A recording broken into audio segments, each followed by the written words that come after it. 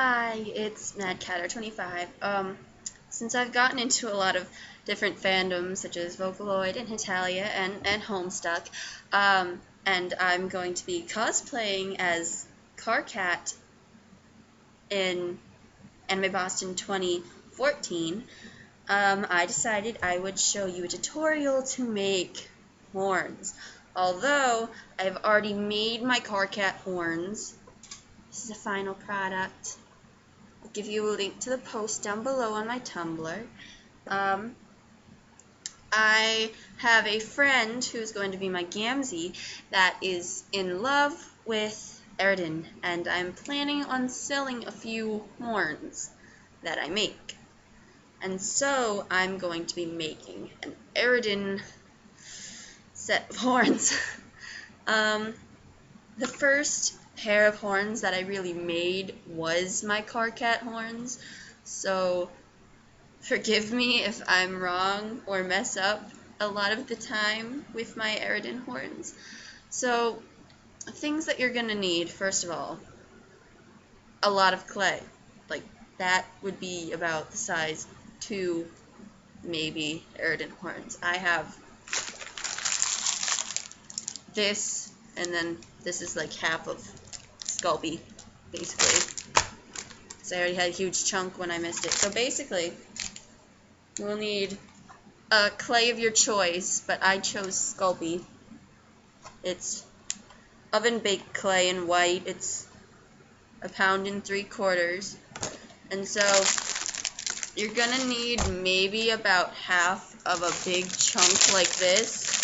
That big of a chunk, maybe half, depending on how big you want your Eridan horns to be. Now, what I would do is, you know, kind of get it so it's malleable, or so you can like mold it a little bit. And I've already done that. And what I would do now is kind of squish it a little bit and then roll it into a log type thing a few times, fold it maybe, and get it to the thickness that you want.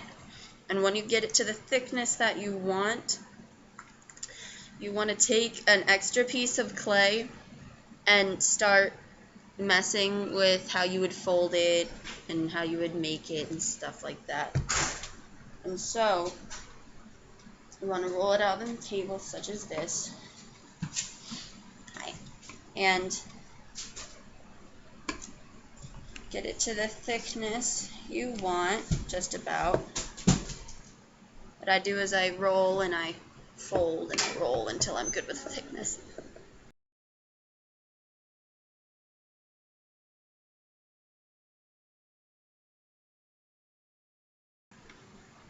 Maybe.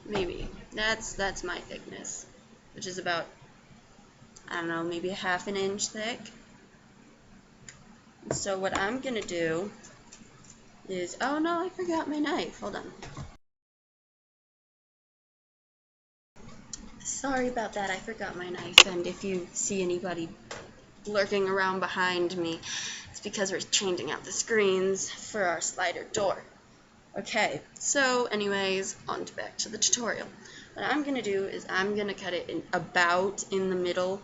I'm not going to be extremely accurate, but about here. So it'll be, you know, the evenest, but it'll be half. And then if it's a bit too thin for you when you like cut it in half, you can add more clay. And so just want to roll it out a little bit more. You want it, when you cut it in half, you want it thicker than you want it to actually be.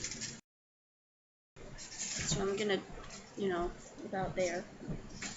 And what I'm gonna do is, I'm not gonna be able to really lift this up when I mold it and shape it.